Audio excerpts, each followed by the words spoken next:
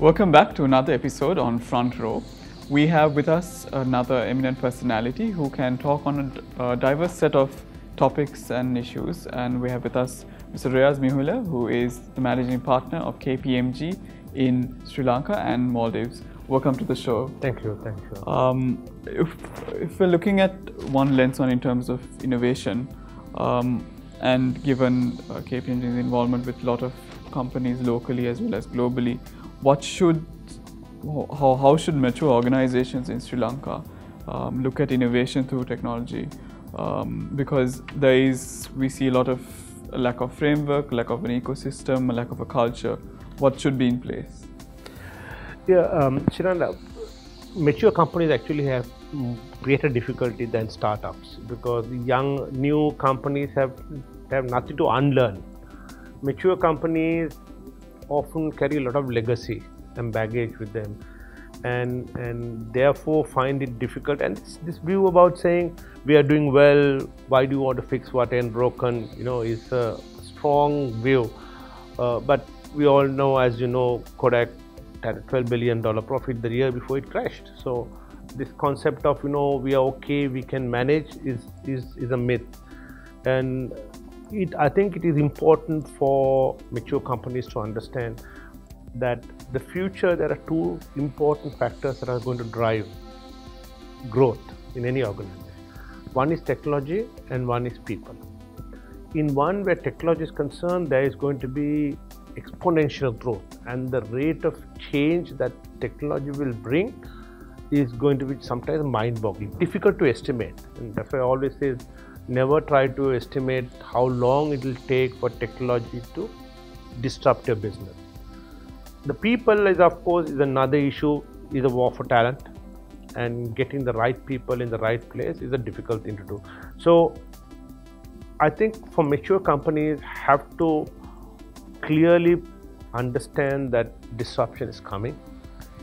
They cannot rest on their laurels, and it is therefore critical that mature companies must get this innovation concept into their people, particularly the leadership.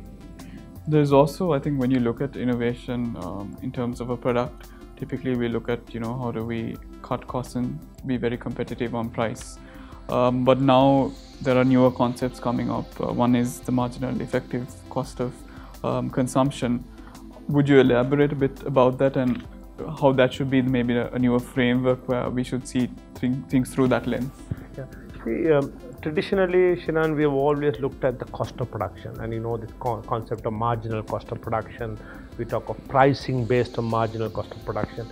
But increasingly, people are feeling that when it comes to the innovation space, that marginal cost of production alone is not relevant, or it seems to be less relevant.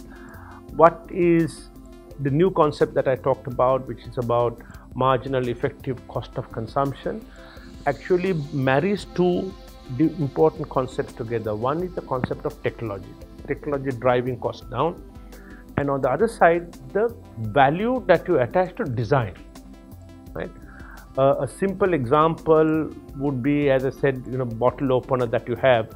You have very cheap bottle openers, but then you may think, I don't want to run the risk of a cheap bottle opener injuring my kid's hand, or the nuisance of not functioning properly, to which you add a value. So what MECC does is factors, in addition to the production cost, it discounts all of these factors like risk, ease of use, the unpleasant experiences to be avoided, discounts it translate that into a dollar value, so that you will pay more in order to get rid of all those risks and others.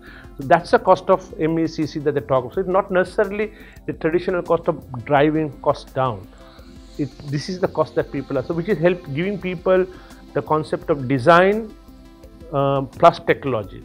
Well, earlier it was only technology driving costs down. All right.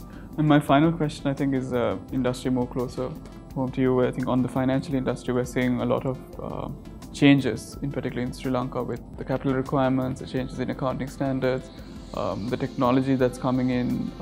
You're seeing non-traditional companies getting into the sector through their various channels. How do you see the path for this sector moving forward? You see, it's a good question, because the financial service sector, I think, is an area there is a lot of opportunity for innovation. Fintech is actually taking banks by storm. Brick and mortar is no longer the way. The time will come that lot of the transactions will be done through mobile, and mobile is going to incorporate things like artificial intelligence, data analytics, machine learning, lot of things into making changing the way the financial sector operates. The one important point that also we have to keep in mind, with all these accounting standards and regulatory frameworks regarding capital adequacy, etc. Right now, people do a lot of guesswork or very arbitrary estimation of what is the capital requirement that you need to survive in a market. There are tools, technology can now help you to be very more accurately work out what is the exact amount of capital you need to manage certain risks. So in a way that if you really take to technology for financial sector industries, they can get to a more accurate and better utilization of the capital resources. And I think that's where the value to a bank, after all, they survive on efficient utilization of the resources that they have. Yeah. So I think I started off by saying we're interviewing someone who has a diverse set of knowledge and can cover a lot of topics, and we certainly did in the last few minutes as well. So thank you, Mr. Mihular, for being on the show, and we encourage you to join us for maybe further episodes as well on Front Row to talk about some more topics as well. So for our viewers, stay tuned as we keep bringing you more topics, more discussions such as this on Economy.lk.